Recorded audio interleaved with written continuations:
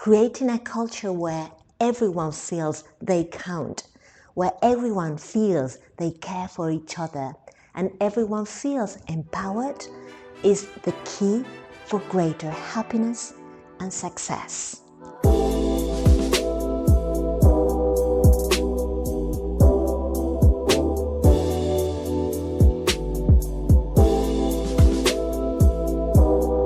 By saying that happiness gives you a competitive advantage, I mean two things. First, that is something any organization can achieve, because happiness is not the privilege of companies who are doing great and who could invest in higher rewards or bonuses. Happiness depends much more on the type of culture, on how people relate to each other at work, and that is something that any company can achieve.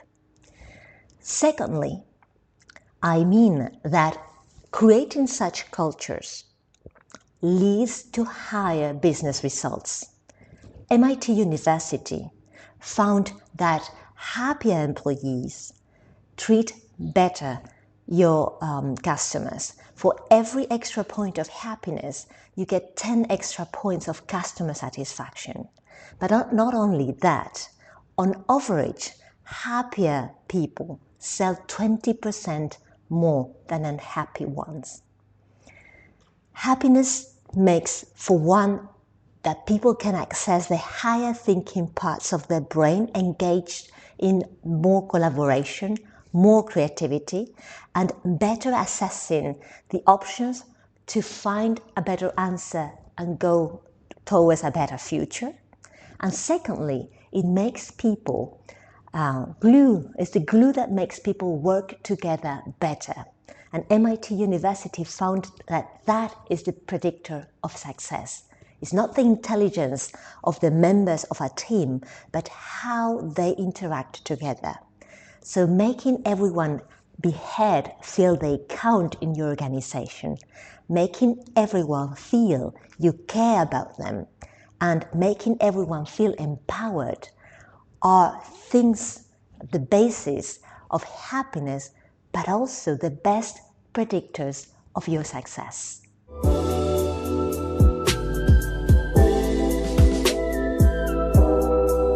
Being director of the marketing of Coca-Cola and the Happiness Institute of Coca-Cola was a true privilege. I was able to connect with experts from around the world to find what people really wanted and needed. And marketing completely changed. Before, organizations used to find which was their message and polish it unto perfection and then buy media to put it out there. But listening to what really people cared for and wanted, we realized that people really wanted and preferred real stories. So empowering employees, your providers, and other stakeholders to tell the others the real stories about you, about your company and your products, it's a much more impactful message than a crafted and polished one that you could do internally. Marketing has changed. Marketing is today about creating such content that people care for and that people give their attention to.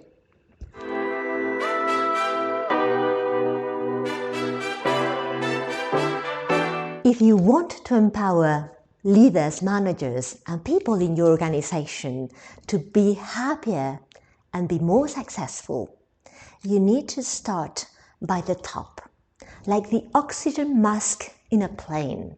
First apply it to the top, to the leaders, so they can apply it to others. Convincing and proving them that being happier leads to better results will be the key, so they cascade to the next level. And therefore you will be able to create such a culture. Remember that it's less about the bonuses and the rewards than it is about how people work together. Creating a culture where everyone feels they count, where everyone feels they care for each other and everyone feels empowered is the key for greater happiness and success.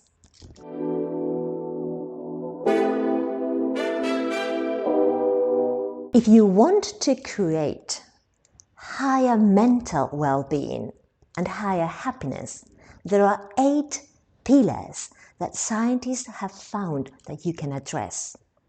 Let's talk about one of them. I address them all in my talks. One of them would be to give people a wider space to take job-related decisions. We are born as humans with a need to feel that the community trusts us, with a need to feel that we can overcome challenges and take decisions to find a way out. So at work, could you reduce the number of rules and processes and instead make clear to people which are those behaviors and the values that you want to see put in practice? That is one of the keys that will increase mental well-being, happiness, and resilience.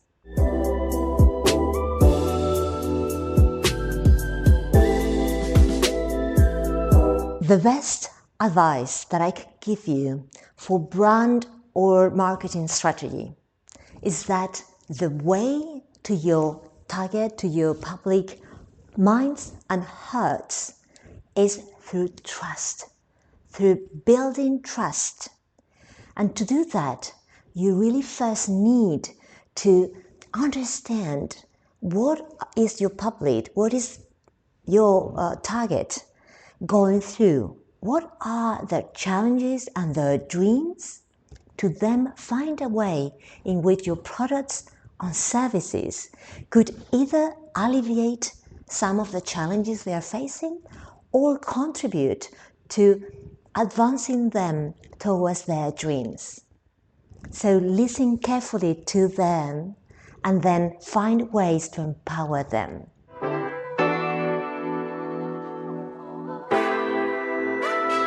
Artificial intelligence is a real revolution. There are some people telling you that everything will be fantastic with it, or others telling that there's a real danger. I think that the best that we can do is discussing and finding where are the perfect synergies, where is the space and the sweet spot where we can use AI to gain productivity, to give us more good questions to be addressed, good information to take into account, and then realize which are the areas and the space where human creativity, where human interaction and ideas are irreplaceable. In my keynotes, I address which is that space, where are the synergies, so we can get the best of AI with humans to prepare for a better future.